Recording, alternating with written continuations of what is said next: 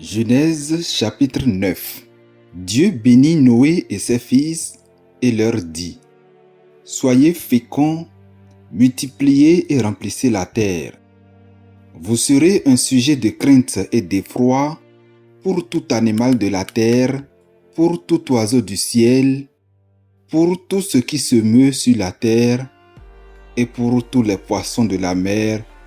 Ils sont livrés entre vos mains. Tout ce qui se meut et qui a vie vous servira de nourriture. Je vous donne tout cela comme l'herbe verte. Seulement, vous ne mangerez point de chair avec son âme, avec son sang. Sachez-le aussi, je redemanderai le sang de vos âmes, je le redemanderai à tout animal, et je redemanderai l'âme de l'homme à l'homme qui est son frère. Si quelqu'un verse le sang de l'homme, par l'homme son sang sera versé, car Dieu a fait l'homme à son image. Et vous, soyez féconds et multipliez, répandez-vous sur la terre et multipliez sur elle.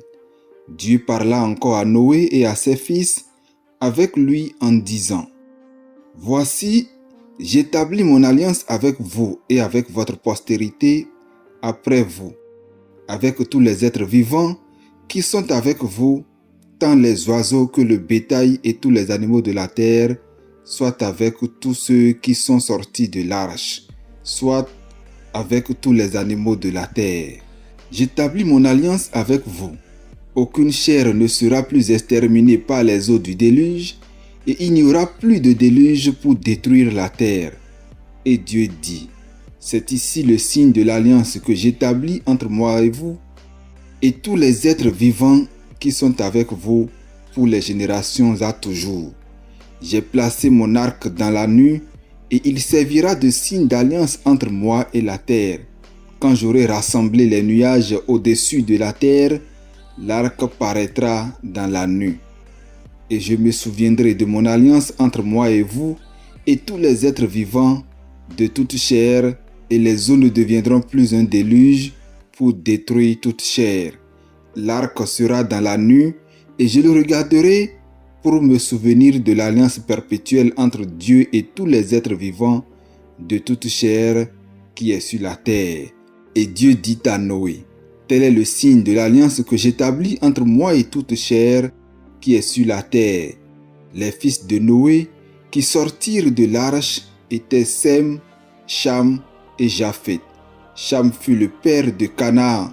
Ce sont là les trois fils de Noé, et c'est leur postérité qui peupla toute la terre.